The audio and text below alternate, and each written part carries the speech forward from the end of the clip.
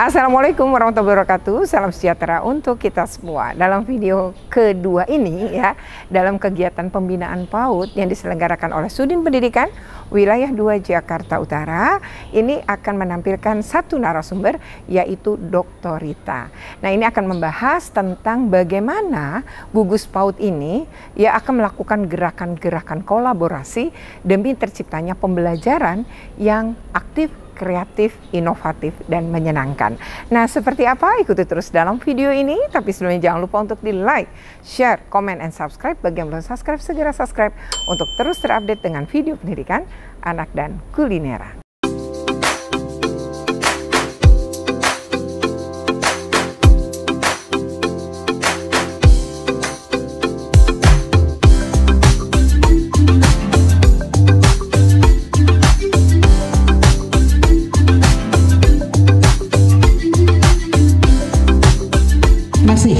Masih jalan, Bu? Jalan di tempat atau tidur?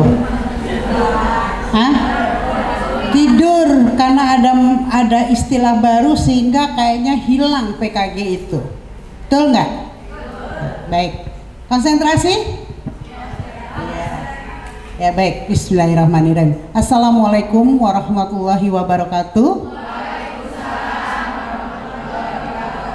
Saya tuh kalau jadi pembaca ada di depan sini kaku jalannya nih. ya next ya kita. Oke, ini nggak usah saya kenalkan ya. Saya udah tahu semua kan? Ada yang belum tahu saya? Hah? Yang siapa yang baru? Hah? Tuh, Ibu itu pasti kenal kan sama Bu Rita? Udah dibuat semua belum di sekolahnya? Belum, baru sedikit. Nggak apa-apa, ada usaha. Ya, oke. Saya salah satu orang Jakarta Utara. Kalau ada yang nggak kenal saya, kesian deh lo. Gitu ya. Walaupun saya baru diundang, ya kepengurusan yang sekarang oke itu. Bu Salma senang banget hatinya. Berapa akreditasinya? Unggul. Nggak kenal padahal dengan saya, nggak ikut-ikutan gitu.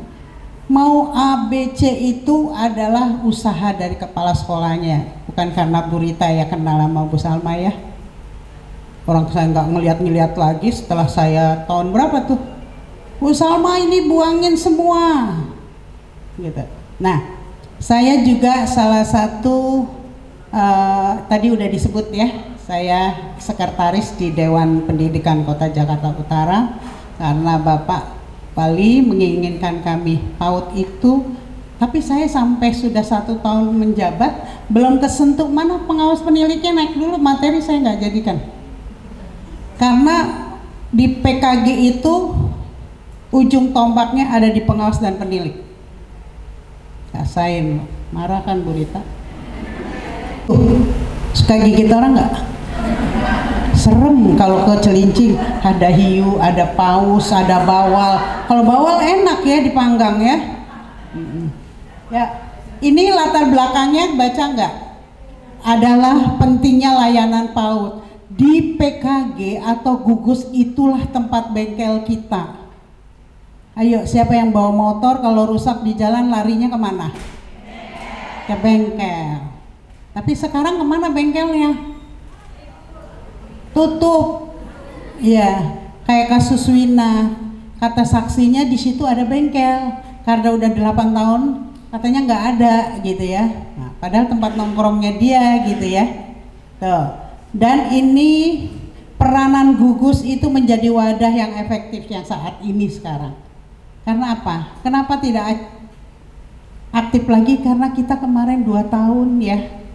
Ada si Om yang datang tuh ya, si Papa yang datang, Papa Opit datang gitu ya. Nah itu yang menjadi kita semua tidak konsen. Nanti kayaknya nanti diminta aja ke Maskis materinya ya. Nah ini yang menjadi tantangan kita di kecamatan bahwa PKG itu adanya di kecamatan di gugus itu di kelurahan. Kenapa? Karena tempatnya PAUD-nya berdekatan. Ini yang menjadi hambatan kita, ya, hambatan kita karena minimal 3 sampai 8. Tiba-tiba di TK itu ada juga kelompok bermain, ada juga TK, berarti udah 2. Jadi sulit untuk menggabungkannya itu. Tapi boleh saja buat, tapi begitu nanti kita mau lomba terkendala dengan jumlah anggotanya. Karena kita aktif kan biasanya pengen ikut lomba, ya, benar nggak? Ini tujuan penguatan kita. Nih, meningkatkan kapasitas, menguatkan jaringan, meningkatkan layanan yang selama ini sudah hilang dengan sendiri-sendiri. Ada juga, Bu, kami di Kelapa Gading nggak ada sekolah penggerak. Terus saya berinduk dengan sekolah kolaborasi. Mana? Sekolah kolaborasi udah ada ditetapkan oleh Dinas Pendidikan. Ada saat Ibu Kasudin kita menjadi kabid dan saya waktu itu menjelang akhir-akhir pensiun, tapi saya ikut menyusun edaran itu. Sebetulnya bukan untuk PAUD dulu kita buat, untuk sekolah SD, SMP, SMA, sekolah berkolaborasi. Sekarang namanya sekolah komunitas. Akhirnya diikutilah juga PAUD gitu ya. Oke, ini ruang lingkupnya, pengembangan kelembagaan, peningkatan ini dan juga layanan. Kita hampir tenggelam dan semua saya menganalisis hasil akreditasi. Jadi kebetulan saya di BAN, saya punya asosiasi, kami sedang meneliti tentang dampak daripada akreditasi, ternyata nol semuanya. Benar nggak? Nggak semuanya. Kenapa? Semua 8 standar belum terpenuhi. Nggak salah juga. Lahannya, PTK-nya, kalau belajarnya udah oke semua.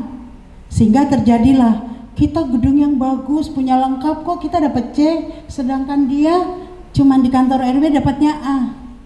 Ternyata apa yang kita lihat? Kami ingin adalah sekolah yang dicita-citakan, punya layanan yang fokus pada anak, bukan pada gedung dan pada orang tuanya dan gurunya yang punya ambisi. Untuk apa? Untuk supaya menarik murid, hanya gedung aja yang dipoles, tapi belajarnya masih pakai LKS. Mainan nggak ada, benar? Kalau ngomong dengan Bu Rita jangan bohong, ya. Semua ada, tapi disimpan. Hati-hati BOP. Banyak BOP tidak diberikan alat mainannya.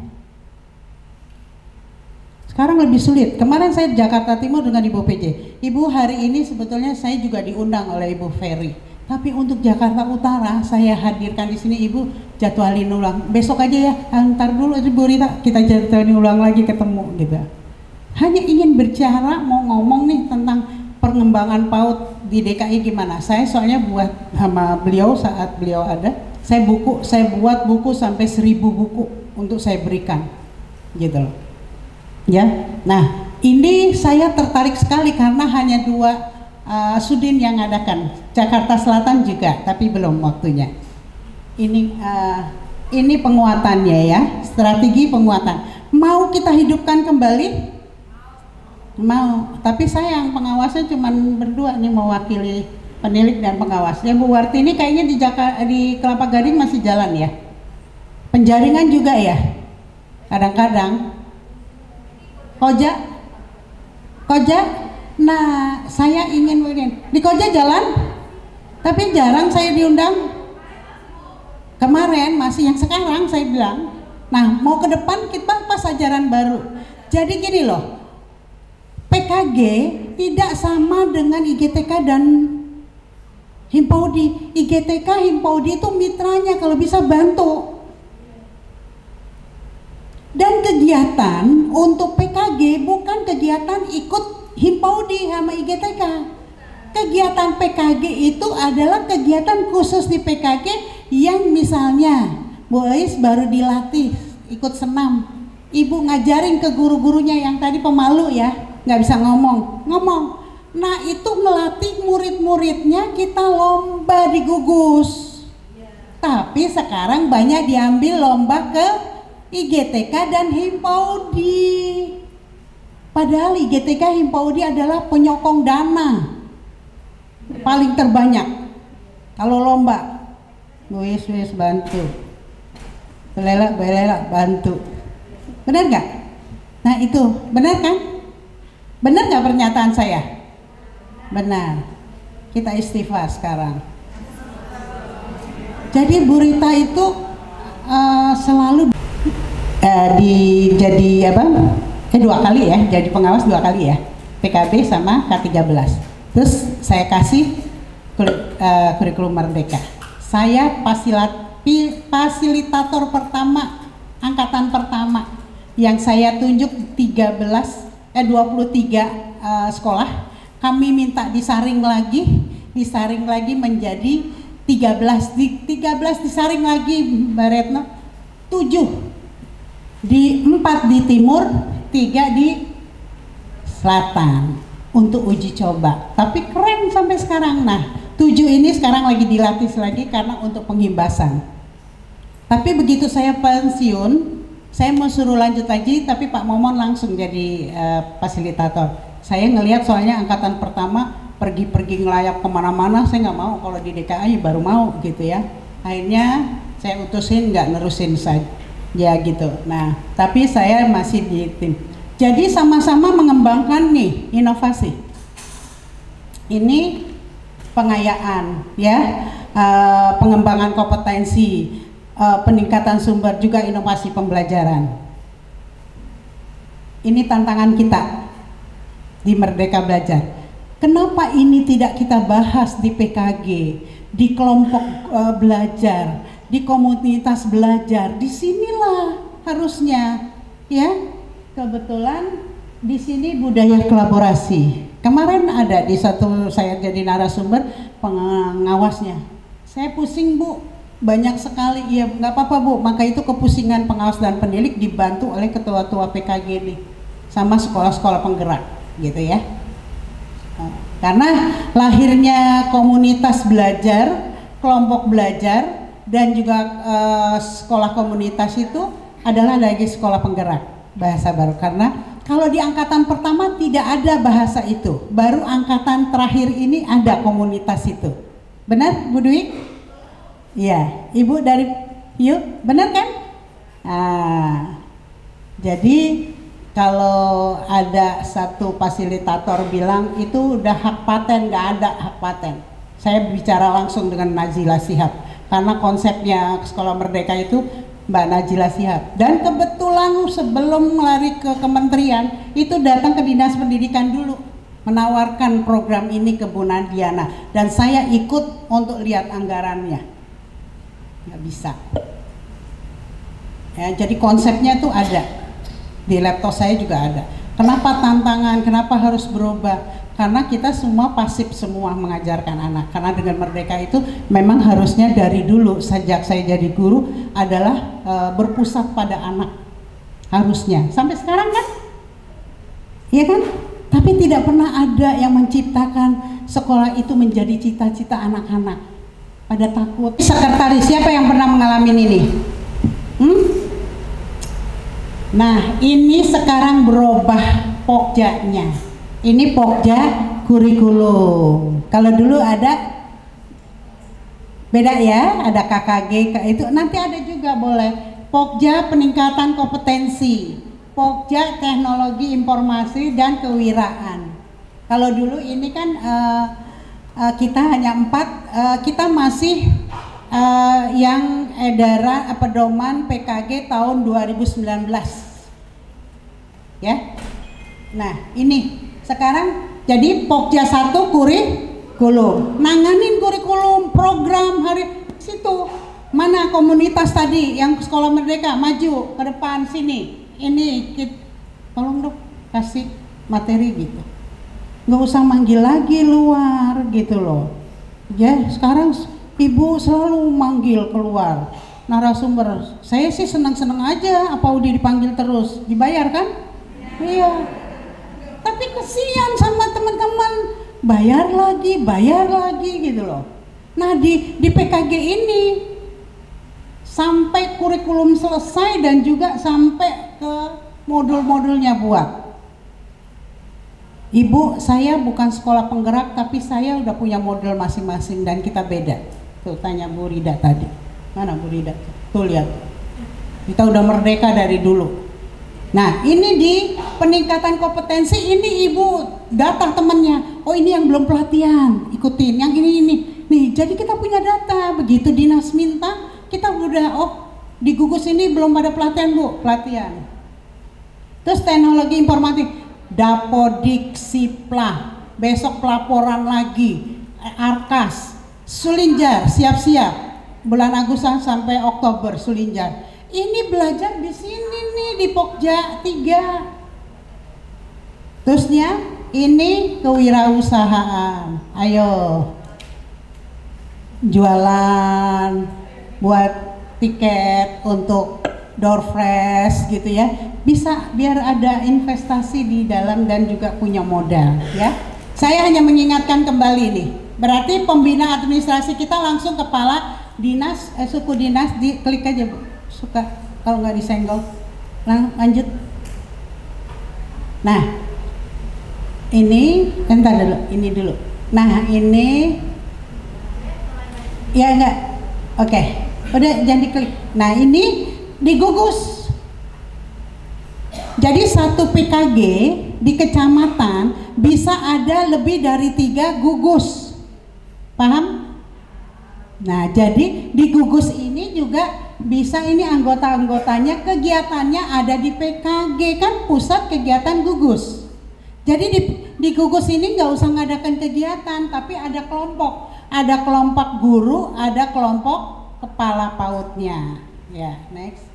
Ini programnya. Saya mau ngeliat gugus dulu baru ke. Nah, ini pengelolaan manajemennya. Menyusun program tahunan, menyusun tupoksi pengurus, terusnya pengembangannya, mengembangkan kemitraan, melakukan MOU gitu. Ini evaluasi yang saya tadi katakan. Assalamualaikum warahmatullahi wabarakatuh. Terima kasih kepada Bu Rita.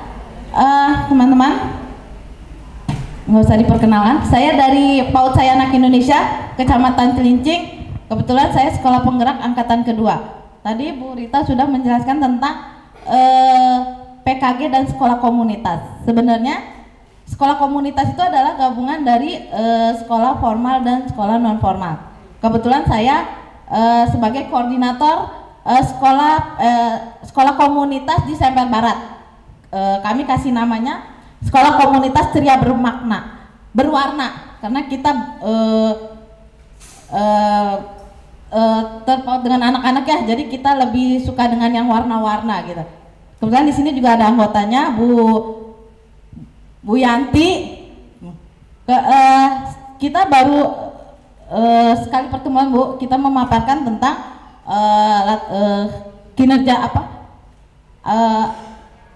hal-hal yang visi misi yang kita bentuk gitu ya. Kami terdiri dari 6 sekolah formal dan iya, kami 12 Bu, 1 tutup jadi 11. Jadi 6 sekolah formal dan 5 dari sekolah non formal. Kebetulan saya sendiri dari non formal. Nah, sebenarnya di SK kami itu ada 12 PAUD, ada 12 sekolah. Tapi ada 1 sekolah yang tutup. Jadi kemarin kita sudah diskusi dengan penilik, jadi kita jalan di 11 sekolah ini, gitu ya. Program kerja kita yang pertama, kita membahas tentang KOSP Kurikulum Merdeka. Kita mau mengulik abis tentang KOSP, gitu. Dan beserta pembuatan modul ajar untuk intrakurikuler dan kokurikuler. Yang kedua itu kita membahas tentang yang tadi Bu Rita bilang, PMM, Platform Merdeka Mengajar. Apa sih PMM itu gitu ya? Jadi di situ nanti kita kulik abis tentang PMM. Nah, mungkin ibu-ibu tidak familiar dengan PMM. Tapi kami yang di sekolah penggerak kita diwajibkan untuk belajar dengan menggunakan PMM, gitu ya Bu. Karena nanti di dalam PMM itu banyak pelajaran yang kita dapat. Di situ juga kita bisa ada contoh-contohnya untuk membuat modul ajar, modul intrakurikuler dan modul kokurikuler. Atau Ibu juga bisa melihat cara-cara dari guru-guru lain belajar ya. Di situ itu ada dari seluruh daerah Bu. Jadi ada 34 provinsi ada di situ semua ya. Itu untuk aksi nyata. Oke. Dari saya cukup sekian Bu. Terima kasih. Assalamualaikum warahmatullahi wabarakatuh.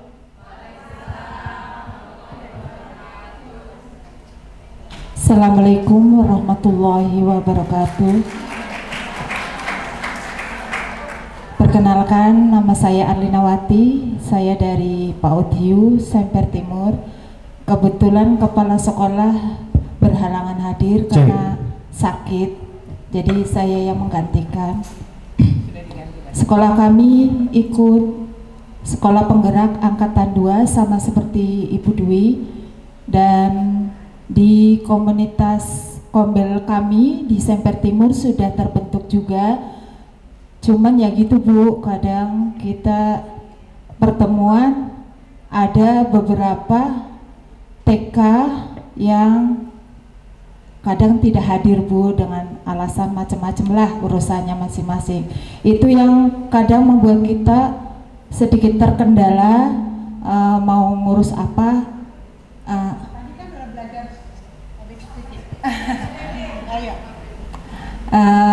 Itu salah satu kendala kami, yaitu kadang guru atau perwakilan dari TK atau PAUD tertentu tidak bisa hadir, dan kita susahnya untuk merencanakan ke depannya.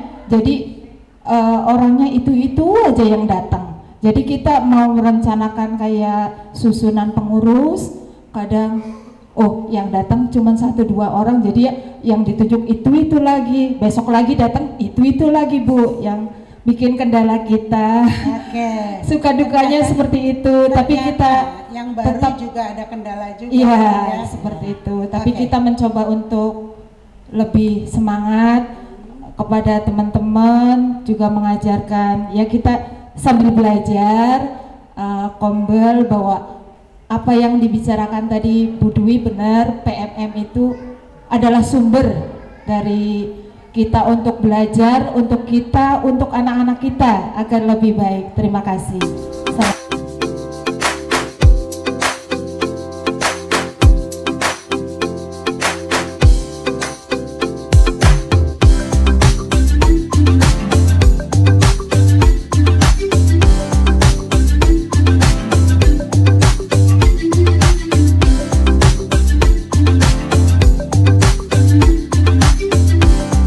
Demikian ya, jadi ini kegiatannya sebenarnya terdiri dari 2 narasumber.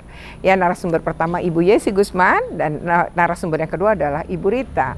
Dan ini tadi ditutup dengan kerja kelompok untuk menyusun rencana tindak lanjut. Artinya kegiatan tidak cukup sampai di sini. Kita akan terus berkolaborasi dan akan terus ya bersama-sama, ya bersinergi bersama untuk maju bersama. Oke, demikian ya. Semoga bermanfaat. Jika bermanfaat jangan lupa untuk di like, share, komen, dan subscribe. Bagi yang belum subscribe, segera subscribe untuk terus terupdate dengan video pendidikan anak dan kulineran. Terima kasih. Wassalamualaikum.